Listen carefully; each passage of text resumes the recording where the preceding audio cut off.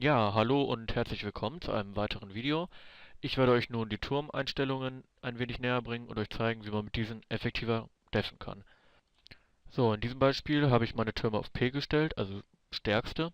Dadurch wird der von den Lebenspunkten her stärkste Creep angegriffen. Das bedeutet, dass die Creeps gleichmäßig beschossen werden, also gleichmäßig Lebenspunkte verlieren. Und dadurch kann es nicht passieren, dass ein Creep zu früh stirbt und die Türme dadurch weniger schießen. Das werden wir gleich sehen. Ja, wir haben jetzt hier auf Null gestellt, kurz vor Schluss, damit auch wirklich der Vorderste dann getötet wird. So, das werden wir jetzt sehen. Jetzt verteidigen wir durchgängig mit der Turmeinstellung weiteste. Und man sieht, ja, jetzt wird nur der erste Creep angegriffen.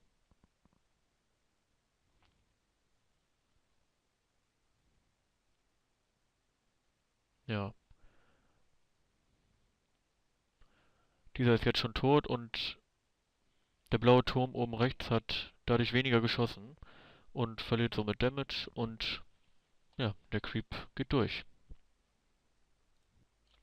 So, in diesem Beispiel werden einige Large Mantas gesendet, die natürlich von dem weißen Splash locker getötet werden. Allerdings kommen hier nun zwei Rays hinterher.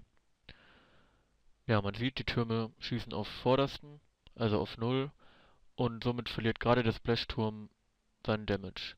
Man sieht das jetzt, jetzt überholen die Rays. Der vorderste Ray wird beschossen vom Speed, von den beiden Speeds und vom weißen Splash. So, der erste Ray stirbt und der zweite geht relativ stark durch. Mit der Turmeinstellung P wäre dies natürlich nicht passiert. Wir haben jetzt alle Türme auf Stärkste gestellt. Das bedeutet, dass sobald die Rays in der Range sind, diese auch angegriffen werden. Und das ist gerade beim weißen Splash sehr hilfreich, weil der ja Flächenschaden macht und die schwachen Mantas drumherum sowieso automatisch getötet werden, eben wegen diesem Flächenschaden. Ja, man sieht jetzt, die Rays sind schon halb down, alle Mantas sind auch tot, obwohl der Splash voll auf die Rays geschossen hat. Ja, die Speed stehen auch auf P, jetzt stellen wir sie 0, damit jetzt auch wirklich nicht die neuen Creeps beschossen werden und alle Rays sind gestorben.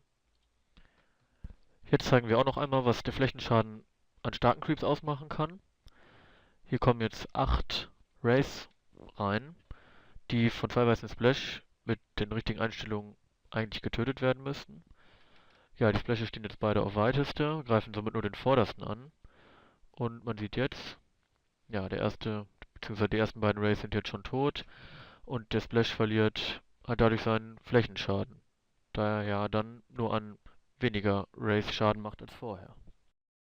Mit P schießen die Splashes jetzt natürlich dauerhaft auf alle 8 Rays und dadurch verliert auch kein Turm an Flächenschaden. Das sehen wir jetzt. Es wird der stärkste Creep angegriffen und ja, es ist ja logisch, dass der Splash mehr Schaden macht, solange er auf mehrere Creeps schießt, als wenn er nur auf einen schießt.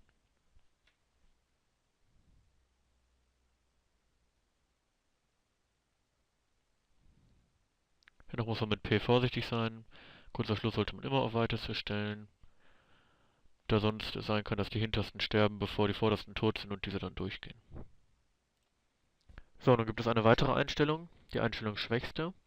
Dadurch wird der aktuell von den Lebenspunkten her schwächste Creep angegriffen, der sich im Radius befindet. So, in diesem Fall haben wir einen weißen Speed stehen, der natürlich nicht ausreicht, um diesen Shark zu deffen. Allerdings sagen wir uns, es lohnt sich nicht, noch mehr zu bauen. Wir deffen ihn jetzt ein wenig vor und töten ihn dann in der nächsten Runde. Ja, es fehlt nicht mehr viel, aber er geht halt durch und wird nächste Runde auf jeden Fall getötet. Unser Gegner ist jetzt allerdings zu schlau und hängt einen Shark davor. Das heißt, wir können nicht auf Null stellen, sondern stellen jetzt auf Schwächste und schon wird der hintere Shark angegriffen und stirbt. Als letztes möchten wir euch die Einstellung Schnellste vorstellen. Diese Einstellung ist gerade bei Flächenschadentürmen wichtig, da man so Spams von schnellen blauen Creeps töten kann.